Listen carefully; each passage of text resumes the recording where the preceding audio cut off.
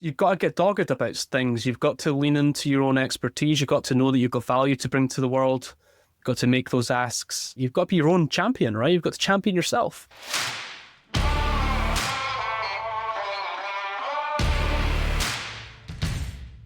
Hey listener, welcome to 1000 Routes. I'm your host, Nick Bennett. In each episode, we explore the uncommon paths of solopreneurs who have bet on themselves and the reality of what it takes to build a business that serves your life. And if you want to change your own route, you can check out Full Stack Solopreneur, our 90-day group coaching program that has helped dozens build clear, compelling offers that you can market and sell with confidence. You can join now at fullstacksolo.com. That's fullstacksolo.com. Enjoy the episode. All right, man. So I always like to kick things off with where we first crossed paths, because I always think it's an interesting, it helps guide the journey for everyone. You and I first became familiar with each other, or at least I first became familiar with you. You were wrapping up things at Content Marketing Academy. This was in 2019. You had joined Impact at, I don't know if you were the first the Ask You Answer coach we brought on, but one of them. And then we worked together on a couple of different clients. And at some point, early 2023, actually, like fast forward a bit, after working together for a bit, things really started to come together for the Authoritative Coach as a brand and as kind of a program. And you started doing the first newsletters. We worked together on the first season of the podcast, in the marketing team. We were working on editing and producing that for you. And I got to see a very early copy of what quickly turned into the book, Become an Authoritative Coach. So right. I'm kind of curious, going from entrepreneur, going in-house, and then going back to entrepreneur. Walk me through the moment where you decided it was time to move on from Impact and take this Authoritative Coach thing to its fullest potential. Yeah. There's probably a few milestones in there, in terms of levels of clarity, I would say. The Authoritative Coach started off as a sort of Instagram experiment, I would say. I started a new thing on Instagram. I didn't have a logo, it didn't really have anything, didn't have a voice. But then it started to sort of catch its own brand. In fact, when we were designing the book cover, that was the moment actually where it started to become our brand, because we had to have something, right? And actually the designer was like, you've actually already got a brand because you've done a year's worth of content. I actually look back and see your voicing. I can see your style. We've captured all of that into there. So it's all happened very organically. If we went round the clock back a year and you asked me, where are you going with this? I'd be like, I'm going to the end of the week with this. I don't know what's after that. And so it was every week there was something new, and then that happened, and then this then happened. Because of that happened, it all just started to fit together. It was very organic. The beauty of it was I was in my sandbox with the Authoritative Coach for probably 18 months. Well, a year, I would say a year. And over that year, it just became a thing. It became a thing in its own right. And, an interesting story about this is because like you said, I went from business owner entrepreneur to employee to business owner entrepreneur, right? And I've been through that cycle. It's actually, there's a lot of wisdom come to me over the last 10 years because of this journey I've been through. And I had a conversation with Marcus when I started at Impact. And he said to me, look, Chris, you and I both know when it's time for you to move on from Impact. We'll just know. You'll know or I'll know. And either way, each of us will come to the table and say, it's time. And so from the very beginning, it was always this idea that I was here to do something. And once that something was done, then it would be time to move on. And so it's kind of like a project, right? We've got this 3-4 year long project to do something to its natural conclusion, and then it's time to move on. And so I share that story just to say that that's exactly what happened. That's the exact conversation. And it was so strange. I wasn't intending on leaving, but I went away for a weekend, 3 days. My friend Scott said to me, Chris, come over to Ireland, to my house in Cork, where massive country house, 150 acre property, this huge country house. I'll put you up, I'll feed you, you won't have to worry about anything to do with your daily routine. And I'm not kidding, Nick. I was there for 30 minutes and I had decided that I'd had to leave Impact. In order for all the ideas I had to really work, I needed to get that project off my plate so I could take this next, like I had to drop one cup to pick the other cup up. And so that day was when it happened. And the very next week, I sat down with Marcus and he was just talking to me about the book and the brand and the friction between Impact and the Authoritative Coach and just all this stuff. And I was like, you know what? Would it be easier? Is it time? Is it time? And he was like, I think it's time. And I said, cool. So how do we handle this? And he says, you do this, I'll do that, and that'll be that. And I went, okay. And then I just said, I'll be leaving on this date. And the next thing I know, like, I'm not kidding, like 4 or 5 working days later, that was me. So it was like all very organic, but also very much like a 4.5-year already known decision that would be made. It was probably the best setup that you could have really for a job and leaving a job, is like just knowing that at one day that it is going to come to its natural end, and not to hang on to that too long, and just know that A, you're finished with that thing, and B, you've got a new thing to go on to. And I think that was always on my mind. I think maybe even looking back, like why the Authoritative Coach was so important to me was to build my next thing. I didn't know that really, if I'm honest, but that's ultimately what it became. It could have been an experiment that didn't work, which is, we've had many of those, but this one seemed to be meaningful and something to stick to. In fact, I remember speaking to Marcus about it when I was just putting the book together. And he's like, if you're going to put this out, I want to see you stick to it, stick with it. Not the book launch, stick with the brand, stick with the thing, see it through, build something with it. And that sort of lives rent free in my mind as well. It's like, I don't know if I've answered your question, but like really there was a lot of times, like even going back to 4.5 years ago, where it made sense for me to leave Impact. Like we talked about it at the beginning, and arguably like, even the level of maturity of that conversation before you start the job is actually really smart in a lot of ways. Like, look, you're not going to be here forever. No one's in a job forever. So when does it make sense? What does complete look like? How would we know if we were done what we came here to do? And is it going to be obvious to us? And we had that conversation. It was so good to have that and helpful. So, you know, I managed to maintain my relationship with Marcus and we've become great friends. And oftentimes when you leave a job or a business relationship, that relationship tends to go sour. And that never happened here. And I'm really proud of that. So, yeah, I think there was just lots of levels of clarity, Nick, and the way we set it up and knowing when the job was done and when it was time to move on. And it's interesting because that was like 7 or 8 weeks ago. I haven't even thought about Impact since. I've just like been so headstrong and, you know, focused on what I've got to do that there isn't any time for really thinking about the past, you know, and it's just time to get cracked on and do this thing. So I don't know what's interesting about all of that, but that's really what I would say is like I got to a point where it was time to move on from that project. Well, I think what I'm hearing is that it's okay not to have it all figured out at any point. Like you went into this arrangement with Impact and Marcus and it was, we'll know when it's over. We don't have it figured out, but we're going to figure it out. And we're going to know when the project is done. And you got started on this initiative that became the Authoritative Coach, not knowing if it was going to go anywhere or if it was going to be done. And it's kind of funny to me to look back and think like of all the programs that we have planned to death that did not work out and the ones that are just iterate, refine, repeat until it gets to a place where it becomes something, it starts to snowball. Those become full-blown businesses.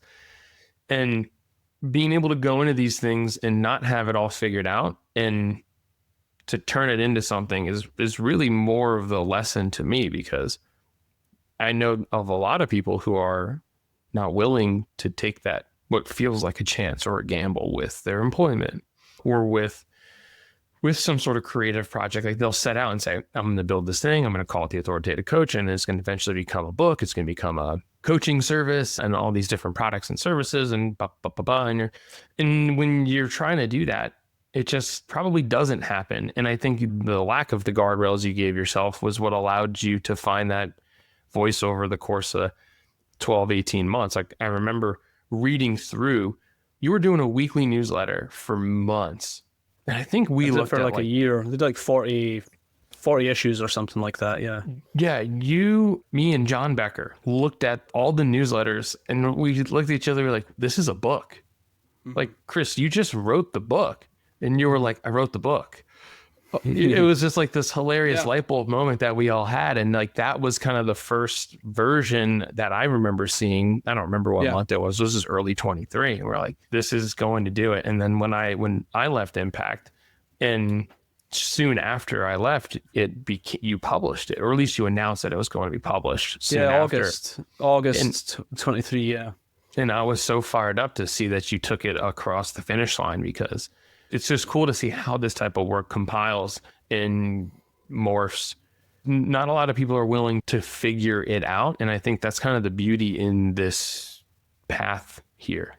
I feel like I'm still on that. I don't know that I'll ever not be on that path. Like, to me, figuring it out is the job.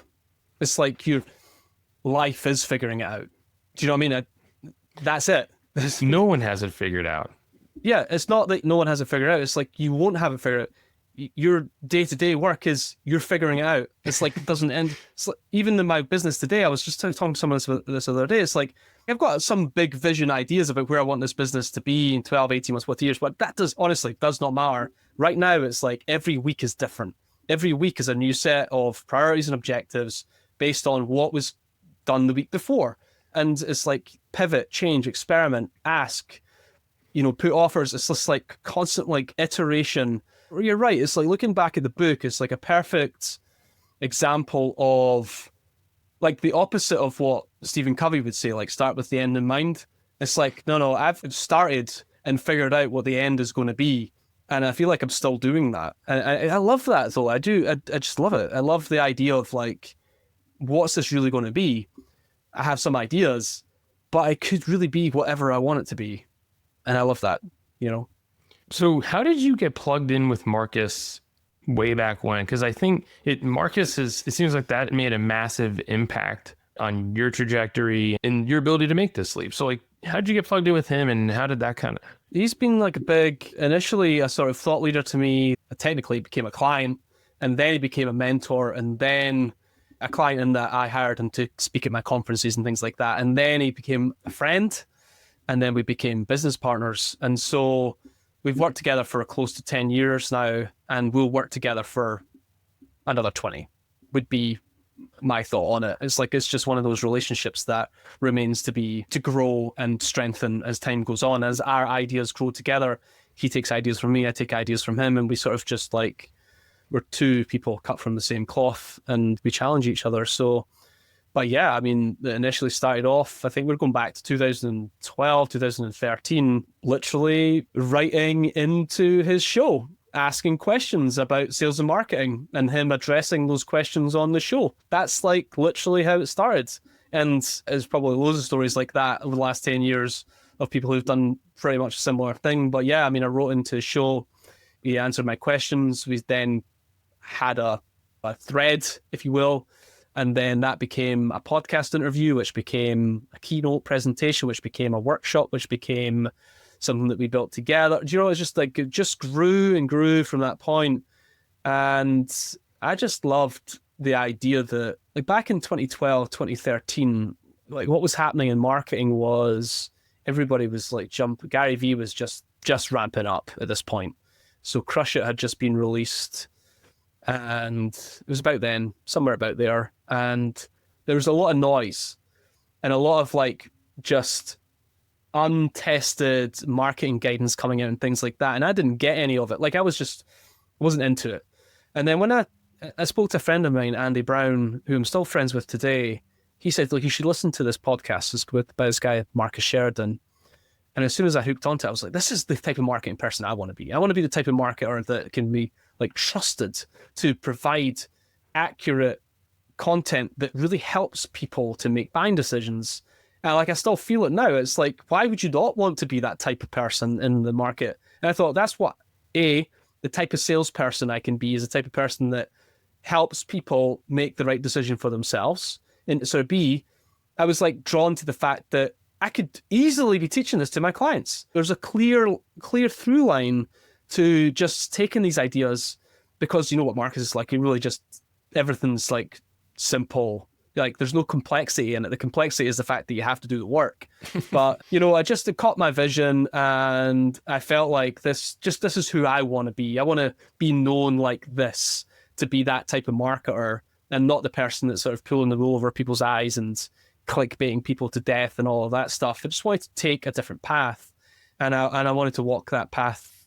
I ultimately ended up walking that path with Marcus. So I think that's where it all started. It just met me at the right time, and it really sparked something in me that's just like, that's literally just as who I want to be. I want to be that type of person. And Marcus wasn't all hyperbole, and he wasn't like that. He wasn't a Gary V. He was very much felt like he'd cut his teeth. He's got the proof, and he was teaching something that was actually meaningful and worthwhile. That's what it felt like to me.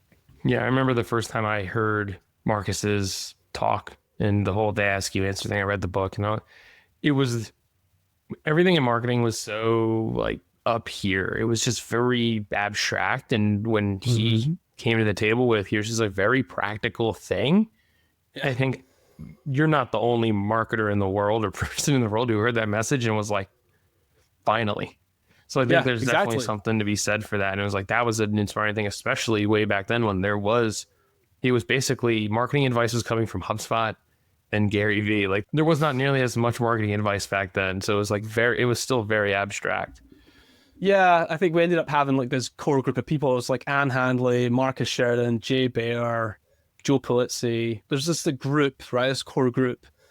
And yeah, I think you're right. It was exactly the same. It's like, yeah, finally someone's showing like you do these things, it's more about business growth than just marketing, right? It's like these things are designed, the way that they work is to help you get more sales and actually grow your business. You're not just throwing content out into the wild just because it's fun and exciting and entertaining. It's like, no, this content is designed to help your buyers make buying decisions. And that's what I loved about it. So let's fast forward a bit.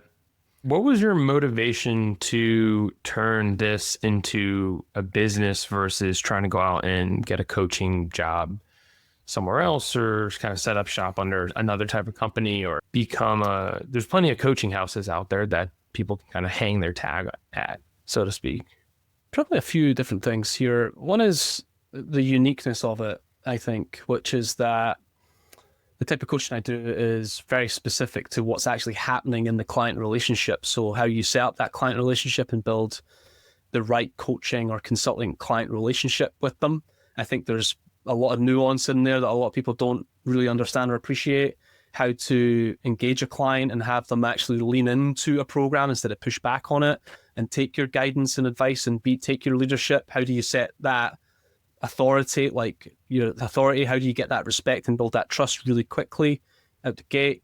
Like what's happening in your client sessions in terms of how you're handling difficult conversations and what communication skills you're using, and going deep into that. Those would be the top three, I would say, that like make my coaching somewhat unique, because a lot of business coaches are doing strategy, sales and marketing arguably is like the most common one, like how to get 10 more clients, how to make your 6 figures, all of that stuff. I will probably will be working on my clients with that, but it's not the lead. It's not the unique place that I am, the niche that I'm in. So number one is feeling like I've got something unique to bring to the marketplace, which is actually, there's just no better feeling than knowing that you're cutting out a place that is different and it can plug in. Even if somebody's got a business coach already, it's like, they're probably not doing this. There's a really good chance that they have not gone as deep or as far into it as I have. And so I think that's one thing, is just knowing that I've got my thing finally, the thing that I can call my own, which is just so settling and peaceful to know that. So that's the one thing. The other thing I think is clearly recognizing that financially there's a better lifestyle for me in building a business than providing a similar service as an employee. There's no two ways to cut it, Nick. You look at your salary, you divide it by the number of days you work, you get a number, and then you realize that actually I could earn my monthly salary by doing a single workshop. And at some point, I'm not all about the money, but at some point you realize that matters. and that your talent isn't and your expertise is perhaps not being financially rewarded in the way that you need it to be now. And so that's a shift, I would argue, as well. And then the big question is, when I look at your calendar, are you all in on this thing? Because if you're not, but why aren't you? Because you're not confident about it? Because you're scared? Yada, yada, yada. And it's like, okay, I hear you. I've got something, got the book, dabbled a little bit. Are you going to take it seriously? When? Now. Okay. And that depth, like going right into the depths of that. I think a lot about David Baker when I talk about this sort of stuff. It's like just a big snowball that's just getting bigger and bigger as it rolls down the hill. And like getting the private clients really properly testing my frameworks, like hard testing everything, getting lots of feedback from the marketplace, getting lots of market acceptance as well, can build the confidence too. And just going at it, Nick, like that would be, I'd say, just getting right into it, right into the thick of it. Like I know there's more books. There's more books. And it's sort of back to what we've already said, but the books are at the end of this other chunk of work that I need to do. You know, so if there's going to be more books and more insights and more expertise to share, I got to get to work. And so a big part of my plan was 80% of my time, head down coaching, 20% of my time, business development, selling. And it's like, I have to get busy now, coaching the right types of clients that are going to implement my frameworks, get results. I can share those stories, and then I can start to build and build and build. And so I would say like, those are the things that come to mind in terms of like taking it seriously and deciding to do the thing. So how did you end up acquiring your first clients? It's an interesting question to me, because right now I don't even have a website. And oftentimes that would be the first thing that someone would tell you to do. You need a website. It's like, I don't need a website now, and I probably don't need one for another 3 months, maybe. Because when you run a solo business like this, or like you're running a consulting or a coaching business, especially at the start, the number one thing is you've got to get cash in the business. So I've made this mistake before. My last business was community membership and live events. Live events cost a lot of money. And so you're spending a lot of money. You never really feel like you got any cash. So this business is different. It's private client driven so that I can speculate with the other time on other things like courses and programs. And so I want you to imagine like the private client business ramps up, builds cash in the business, but at some point, there's going to be another line that comes up, and it's going to be like the robust business, the courses, the programs, the online stuff. And at some point they're going to cross over, and the private client business can come down and the robust part of the business can come up. But you could see how a lot of people like me could be distracted with the secondary part of the business first and not the private client part of the business. And so my job right now is to build cash in the business through private client work and have the ability to speculate with things that are a bit more risky and experiment with those things that they would be the future of the business and will allow me to hire people and grow. And so the initial part to tell you all of that, getting clients was the number one thing. I wrote down a list of 80 people and I contacted every single one of them individually, personalized, and told them, I've left my job. I'm available for work. It looks like this, and this is the work that I can do with you. Book a call with me so we can talk about it. And then I got call bookings, and then I was on there. At the end of the calls, Nick, I would say things like, so what do you think we can do together? Do you see us working together? And people would say, yeah, that'd be great. And then I would send them a proposal. They clicked the link. They bought the program. It's not sexy. It's not sexy. It's not inbound marketing either. It's literally selling. I've got to sell this thing. I've got to sell me now. And one of the things I like picked up from Noah Kagan's new book, $1 Million Weekend, is like, I got to get to the end of this year and say, I made 500 asks this year, 1,000 asks. Like I was just asking all the time, can you do this? Can you do that? Can you share this? Can you refer me to this? Can you make an introduction for this? Like ask, get good at it. And so I just came straight at the gate, and we had targets where like, I need to get at least 2 clients paying this amount of money before I leave Impact. Box ticked. Need to get to this number by this time in order to pay yourself a salary. Cool. You need to get to this number by this time to make sure you've got 3 to 6 months worth of salary in a bank account. Great. You need to get so it's just milestones, contacting people individually, making sure that the whole world, the world knew that I had changed and I'm doing something different, and that message was clear enough for people to be like, right, Chris is doing something different now. What is it? How do I keep in touch with them? And even today, like 2 or 3 messages. Can I get a call? Can I get a call? Can I get a call? Let's catch up. There's lots of opportunity out there in the world. And I did it. I'm doing it basically through my own network initially, whilst getting the cash in the business allows you to speculate with offers and courses and ads and traffic and email, like all that stuff speculative, because I can't go to my wife or a stakeholder in my business and say, here's the business plan. I'm going to build these programs and these programs are all going to sell. And they're like, yeah, okay, Chris, sure they are. But I could go to them and say, I've got these 20 names. They've all paid money with me in the past. They all trust me. They all like me. Is it possible that 5 of them could become a client? And Cara and other stakeholders could go, I can see that. That works. Cool. And so to me, that's like just being a bit smarter about how I build a business. And number 1, get cash in the business. It's going to be that way for 6 months at least, because there's so many other things to distract you. Like I've not been on Instagram for like 6 weeks. I've not posted really any like what you would call content on LinkedIn. It's not going to grow my business right now. It just isn't. This is about selling the thing, getting the clients, and getting the cash in the business. Number 1, priority. I cannot stress this enough, and is that I tell every person you need to ask for what you want.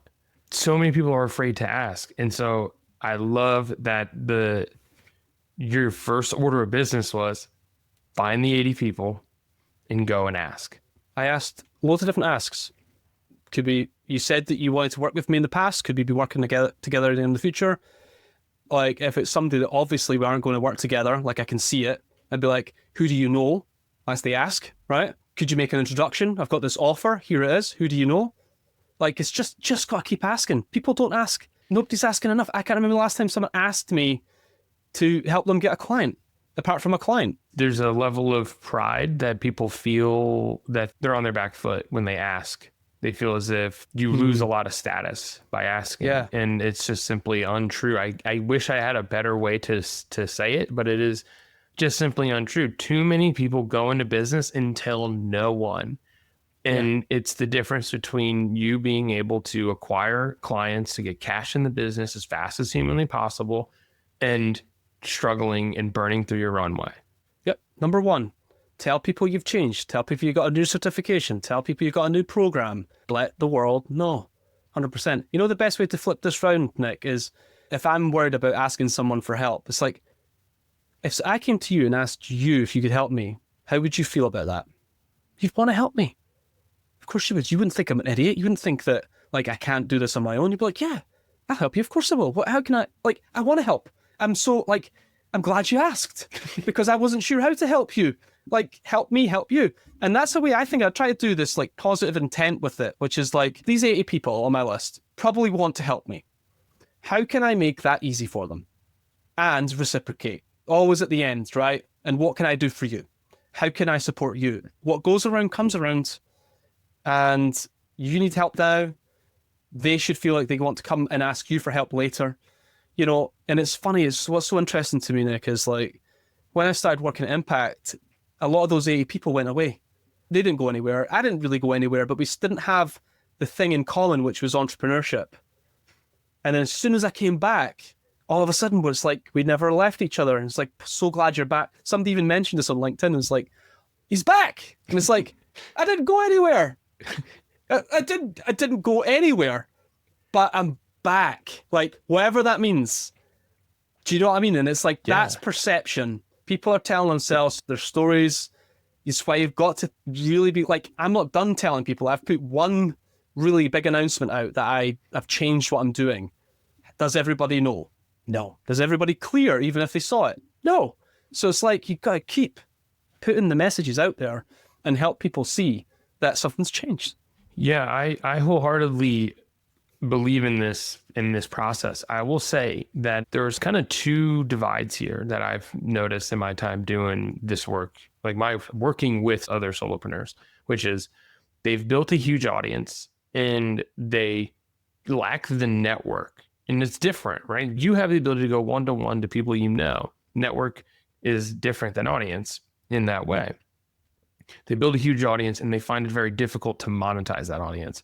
And when I say monetize, it's just get those people to become paying customers or paying clients. And that is why I believe you talked about these different revenue streams, active client services versus the passive type of services and the passive type of revenue. They jump over there because it's easier to try and earn that way, but albeit slower.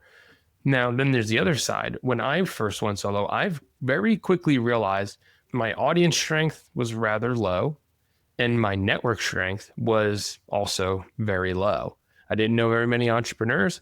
My network was largely built based on the vast majority of the work that I did while at Impact. And so while those connections were meaningful, it was with other employees and of other companies and not other entrepreneurs and business owners. And so it was a very humbling experience for me to really take stock in these things and figure out, all right, well, where are these clients going to come from? When I realized I needed to ask, I was like, I got to find people to ask first. And that was just a really humbling experience. And I think jumping into this work, this type of work, is easy to wrap your head around. But in practice, like, well, you said posting on LinkedIn is not going to get me more clients. It was the only lever I really had to open up my funnel and start. Use what you can, right? Yeah, of course. It was the primary mechanism I had to start conversations, right? I consider this as business development. It's like, I need to do some things, make some noise, get people interested in the thing and start some conversations. And it worked for me. But if I had to go back and do it all over again, I would have spent more time trying to understand really the big difference that is, this is just coming into focus to me now in this conversation between having a strong network and a strong audience. Yeah, I could say it better myself. I have learned this the hard way myself as well. I just knew going into this business that a content strategy is not the first step for me. But I think you're hitting on something really important, whether you've got a job or not. Like, your career is built on your network. Like, if you're in a job for 10 years and you have done nothing to somewhat create a network outside of that role, then one day when that job goes away, you're going to be left at ground zero with nothing. And you're going to have to work your way up to it. You're going to have to. You're going to have a good choice. Or you get another job, whatever. But there's truth in this, that regardless, I tried, and because I've been in jobs and built my own businesses, I have this idea that it really doesn't matter about your status, employee, employer, employee, entrepreneur, whatever it is. It doesn't matter. What is consistent through your whole career will be the expertise that you build and the people you hang around with and who you bring with you. And so I remember, I've always felt like this ever since reading Derek Coburn's Network's Not Working. That book really inspired me to think really differently about your network, because if you've got 12 or 15 people that know you well and you know them, and you're all like, whatever business you're doing or whatever job you're in, you're always recommending, you're always introducing each other to other people. You don't have to have a big number. And then I went to, Chris Brogan taught me this actually, a Monshu, which is really a spreadsheet with names, numbers, and information, kids' names, wife's names, birthdays, all of that stuff. And just like tried my best to like go into that spreadsheet and say, wow, like the last time I caught up with Pete was like 9 months ago. I really need to reach out to him and grab a call. And like being quite deliberate about how you're maintaining a relationship with key individuals that you love spending time with. And you wonder now where that list of 80 names came from, and it was that spreadsheet. So it's like, there is something truthful about that, Nick, that regardless of where you are in your career, building up that list it's not a list in MailChimp or HubSpot or whatever. We're talking about a sheet of paper where you've typed the name in and you have some type of relationship with that person that goes beyond just selling them stuff. Yeah, like your contacts list. It's like, who could you call? It's your Rolodex, right? Yeah. So how many iterations have you gone through of your current service model before you got to something that feels like it's working? Not many, I would say. I think I'm still trying to figure that out. Back to what we were talking about earlier. Service model. I don't think it'll ever be figured out. I just think like You've always been a coach at heart, and typically it takes a lot of people to figure out, do I want to be a consultant? Do I want to be a coach? Do I want to create kind of my own different type of thing, whatever it is? But then there's the actual mechanism of you showing up every day to do this work with your clients. I've been through 1,000 different iterations of what I call my workbook. It's like, how do I interface with clients and how do I do the thing that I do? And it's never done. But it took me quite a bit of time to get to something that I felt is working very well versus I have something and it exists, but now it needs to really deliver. I don't think it will ever be done, though. It's not like I will ever lock it in and say, no more iterations on that thing. I think you're always learning how to improve it, right? That Most certainly. I ask because there's this feeling, and it's like, this is really the essence of this entire conversation, which is you don't have to have it all figured out. And when you launched your service, I'm sure that whatever you did day one is very different from what you're doing today. And just really normalizing that and making it okay. I've gone through that, and I'm curious, just what was that process like for you? So I maybe buck a trend here a little bit, because the service that I launched is still the service I deliver, and it's pretty much the same. But I think what you're saying, though, because I'd done my iteration, what we haven't told people here is that I actually went part-time in my job April 23. Again, this is like your 1,000 roots. Like, everything's painted differently. It's like any job I've ever had, I've never really accepted the way that it was. Like, I remember when I was a young manager, when I was like in my 20s, the job I got was created by me. I was like, here, I wrote the job description for it. I was like, this is the job that is needed. This is the job I want. And this is how much you're going to pay me. And it's like, I did all of that. And so reflecting back on impact as well, there was times where I was just like, I'm going to go do this thing. Oh, no, I don't want to work Fridays and Mondays anymore. Here, have 40% of my salary back.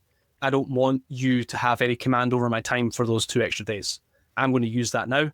And I'm going to do this other thing. I'm going to write my book. I'm going to do this. I'm going to yada yada. And so that's important, because those 2 extra days, I figured a lot of stuff out over a year. You just imagine what you could do with 2 extra days, right? It's like, there's a lot. And so I was able to figure all that out and launch a service that is actually what I really want to do. And it's dead simple, right? I meet my clients once a month for 90 minutes. And in the meantime, they async with me on a platform that I've got specifically for async coaching called Clarity Flow. An amazing platform, by the way. They send me their sessions, their client sessions that I get to listen to and watch, which gives me a sense of where they are on their journey to becoming an authoritative coach. And then on those 90-minute sessions, I do my coaching, bring their calls up on the screen. We look at different segments. We do role plays. Like, I'm in the weeds with my clients on this stuff. And so that to me is like, that is how I work with almost all my clients, is in their coaching sessions, and then of course teaching them all the different principles and all the different frameworks that I have. So all my clients have a central place to live on the internet. So every week I share a new framework with them. So they're all getting my new stuff. And then when I get to actually working with them, we can talk about how they're implementing those things. And then I also have scorecards that they go through to assess their progress around different skill sets as well. I think since starting my business, I've had a very clear idea of what the service needs to look like. And I started off with the small thing, which was get a client, get them to send me their sessions, get them to take a scorecard, get them to see what I can see. And then very quickly, they're like, I've never had that feedback before. No one's ever told me that before. Wow, I'd never even thought about recording my sessions and watching them back, right? It's like very, like, clients are sort of blown away about like how I can see through it all and give them really specific feedback to improve the impact that they make with their clients, which is really what they want. They want to have a greater impact. And oftentimes they can't because of, lots of different things. So I would say, Nick, the truth for me is that I started my business with a pretty clear idea of what the service provision was going to be. And what I've been doing is just adding the blocks in as time goes on to make that service provision more robust. But arguably, I had a year to 18 months to figure that out. And a lot of that was because I was coaching coaches whilst I was at Impact. And I got to actually try a bunch of stuff. And there was stuff I wasn't able to do at Impact that I felt like I should and want to. And I think I've been able to transfer that over into my own business now as well. So yeah, I think I'm trying to be truthful here. There's reasons why it was clear to me on the 1st of April this year.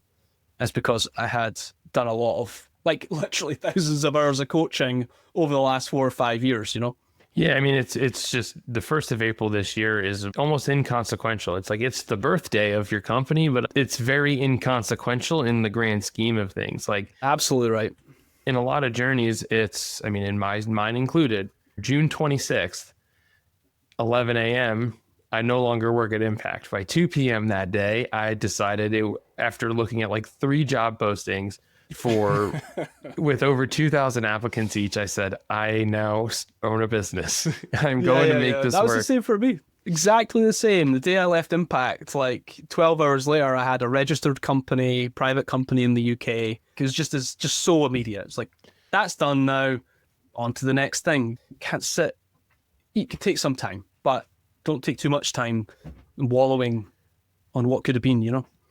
Yeah, I think the glide path is what makes it feel so fast. Like the 1st of April was not that long ago. But the fact that you set the conditions for yourself, you created a space in your own life to work a lot of these things out, whereas the majority of people are very binary in that situation. It's like, I no longer work here and I do this. And day one, on April 1st, I start figuring it out. And you set yourself up to end up on the 1st of April with a mostly baked cake.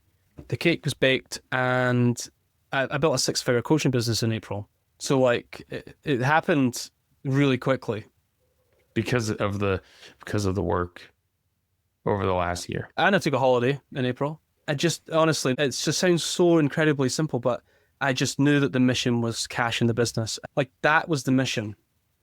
Like in order to get a good start here, there needs to be cash in the business. In order to get cash in the business and to get private clients, in order to get private clients, yada, yada, yada. We talked about it.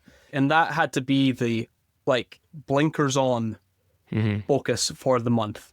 And I'm starting to speculate now a little bit this last week or so, speculate with different things, but only because, and I think even one of my mentors would probably push back on me on this, but only because I have been able to build cash in the business quickly, which allows me that speculation time.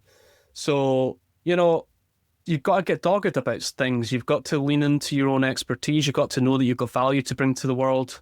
You've got to make those asks. You've got to be your own champion, right? You've got to champion yourself. You got to believe in what you're doing. I think there's some people who are their back's against the wall. It doesn't feel like they got to choose in the same way that you got to choose. And not that I necessarily did, but I made the choice and I was very convicted in that choice. Yeah, well, this is the thing with life where you learn. I mean, I'm a practicing Stoic, have been for the best part of a decade. And a big part of that was about realizing you don't get to choose what happens. You just get to choose how you respond.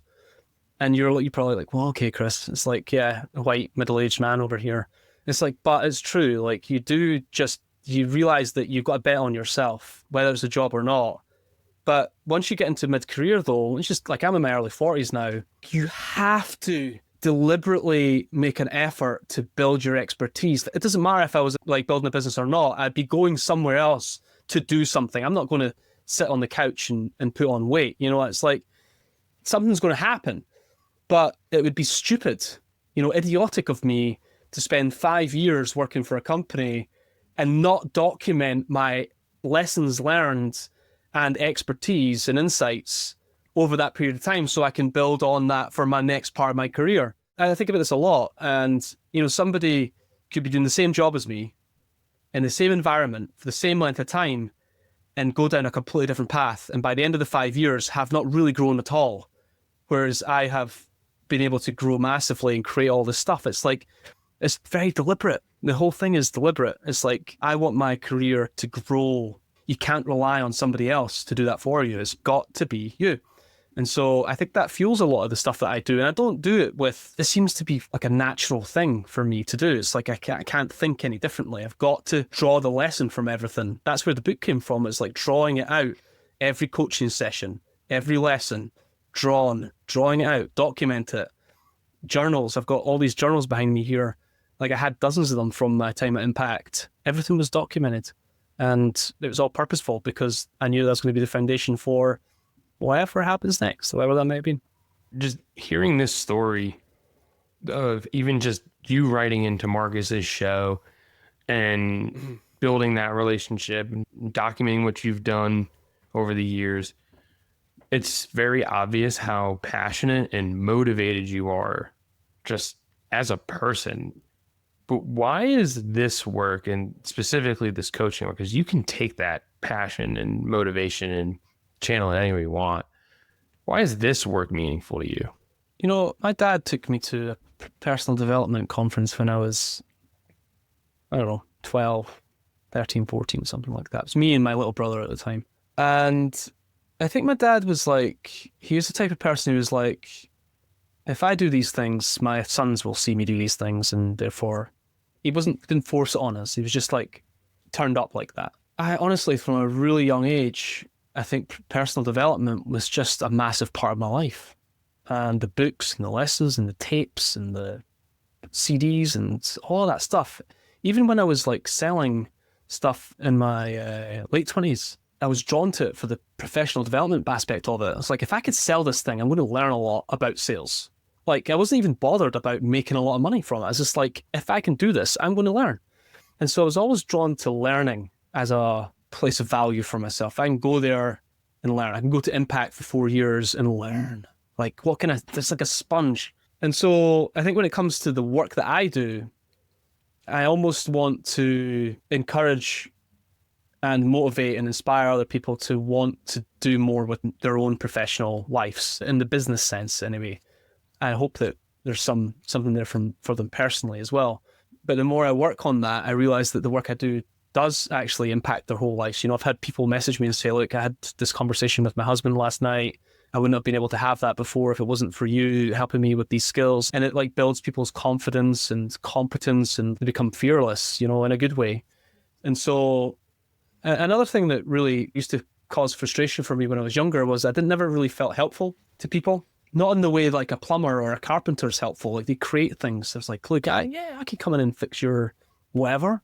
And I was like, I would love to be like helpful, like generally, like, oh yeah, Chris can help you with that.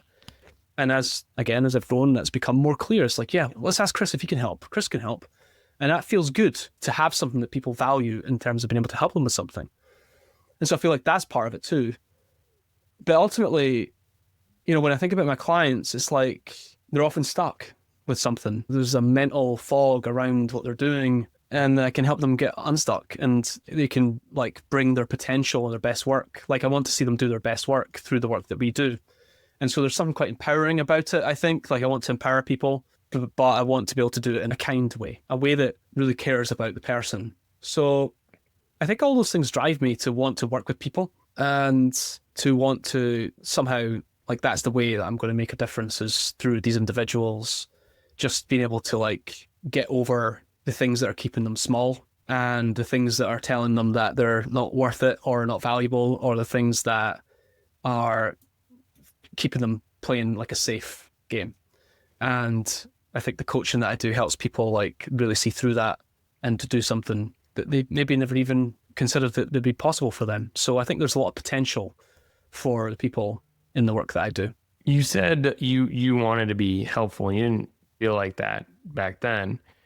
I'm drawing this through line between that motivation and that feeling to the way that you describe what takes place in your client engagements, right? And their motivations, like, they want to be helpful, and they want people to trust in them and come to them, and those things. Yep. They want to have more impact on the world as well. Yeah, it's exactly true. It's exactly right. It's full circle, really. Yeah. Why didn't you feel helpful? Yeah, I think there's, whether people would say it's right or wrong or not, or like the people close to me would say that that's not true, potentially. I think for a lot of my life, I felt invisible for the wrong reasons. Like, I don't mind feeling invisible now. I don't mind being the person behind the curtain. Like, I'm not looking for a pat on the back. I delay gratification until I die. Like, I've worked that muscle into something truly positive, like something that keeps me on track. But I think for a lot of my life, I felt like I was in the way, which kept me quiet and unseen and unrecognized. And I had quite a busy childhood, like lots of brothers running around. And I think even at school, I felt somewhat unseen and invisible and sort of meaningless. Like there was not much meaning. And then I think I carried that into my early adulthood and never really felt confident that I had something truly meaningful to do.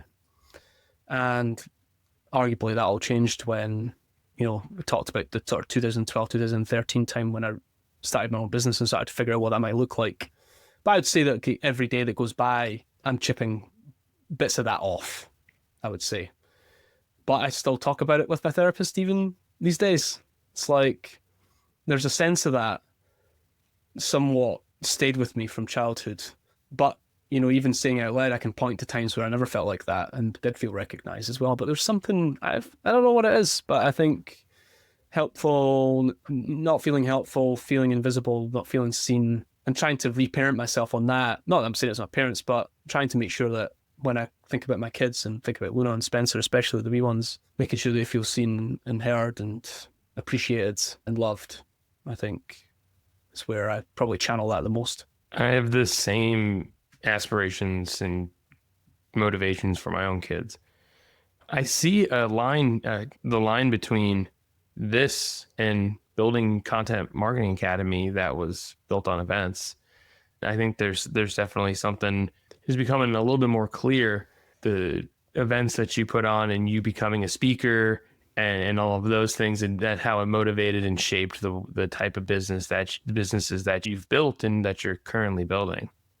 Yeah, it's crazy because I made this big announcement recently. A lot of people sort of came out of the woodwork, like people I hadn't heard for years, and like CMA, like 2017 best conference ever. This is 6-7 years ago. Best conference I've ever been to, changed the like trajectory of my career. I'm like, what is going on? It's like, this is 7 years ago, this brand I built, and it's like still sticks with people. It's like there was something special about it. And I think you're right to say that, of course, the people bring a lot of that energy, but ultimately there was a vision in there of wanting to bring something valuable to people. And unfortunately, I did it at the expense of myself in the end, but I'm not going to do that this time. So there's lessons learned there as well. I think live events are absolutely in my future, but when the business is sort of very much cash positive and has the ability to do it well and profitably, hopefully. So that brings me to the last segment here. What do you want to build that you haven't built yet? And you just talked about events maybe in the future, and you had talked a little bit about there's other books lingering. Yeah. Like, just so where's your head at as you've tried to figure it out? I also know you just launched a 10-week kind of boot camp thing. So you've got a lot of things in the works. You've got a lot of things in your head. What do you truly want to build? Honestly, Nick, if we speak together again in a year's time, I'm telling you a story about how I absolutely cracked the online coaching business model. That's it. 12 to 18 months from now, I should be telling that story. And I'm talking about everything that everybody hates about internet marketers that I've managed to figure out what it looks like. Webinars, email marketing, ads, leads, driving people into programs that make a difference. And I figured it out by taking what works, but somehow making it work for me. So I think that's the big thing for me, is the focus is like this vision of finally cracking the online business model. I've played around with a lot of tools and a lot of things over the years, but this time I'm going to do it. That's what I want to build. And I think after that, once the business is running, it's kind of running on its own fuel. I think after that, I'll have some bigger aspirations, but I'd say like the closest big thing is this online business model. And I'm so excited about it because I think I can do it, and I'll be really proud of myself if I do it. I'm rooting for you, man. I know you're going to do it. I hope so. Even if like it doesn't work, I'm going to be in a position where I can say it didn't work, but I did everything that I possibly could to make it work. It'll fail on my terms. Exactly. So I know, like you'd said, and we see this all the time, that there's people out there that are half as smart doing twice as well. And it's like your intelligence gets in your own way sometimes. It's like, just look at what people are doing out there. Like, ignore these internet marketers at your peril. It's like, these guys are doing something. It works. Like, why would it not work for you? You don't have to do it in the same way, but you could take the model. So it's like, I'm not reading the books anymore. I'm going back to the books to steal the things. It's like I've got a reference library now. And so Yeah, man, that's my big mission over the next 12 to 18 months. I love that, man. I'm rooting for you. I'm excited to catch up Thanks, man. on this show in a year. Absolutely cannot do it without people rooting for you. So I really appreciate that. Well, all you got to do is ask, man. It's good to see you, man. Thanks for sharing your story and just opening up and talking about the real part of this process that I don't think enough people hear. And I know more people will feel seen because you shared your story. I hope so. I hope it helps someone. Thanks for having me, man. I really loved that. Awesome, man. Well, I'm sure we'll catch up soon.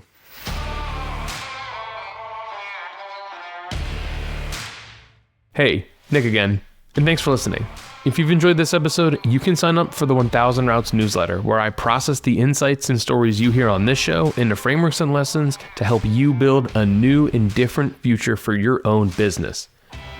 You can sign up at 1000routes.com or check the link in the show notes.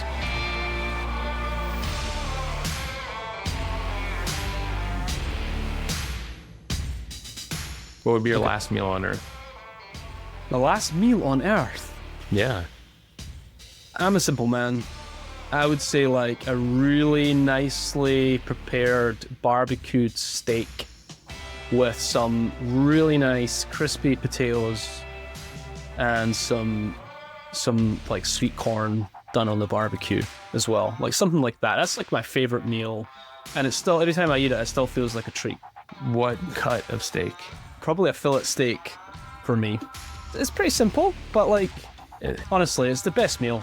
A little salt, a little pepper on it. Yeah, I'm not like a big sauce man, you know. To what temperature do you cook your steak? Right. So we in the UK, it's like you get the medium rare, medium well done. I'm like a medium rare. So like a little bit, like if you squeezed it, a little bit of blood would still come out of the steak. That's where I'm at. I'm also a medium rare. Once you get that beyond medium, I'll accept medium. Anything beyond medium, though, eat chicken. Yeah, I'm a bit upset if I leave the steak on the barbecue for like 15 seconds on. Like I'm always a little bit upset about it because you've got to work your way through it, you know. Yeah, it'll work out your jaw for sure. Thank you. I appreciate that. You and I have a similar last meal. I like that one. Yeah, a bit of protein, a bit of vegetable, a bit of potato, some carbs. That's it. And you feel good. You feel good after you eat it. And you're not too heavy. You're not too weighed down after that one.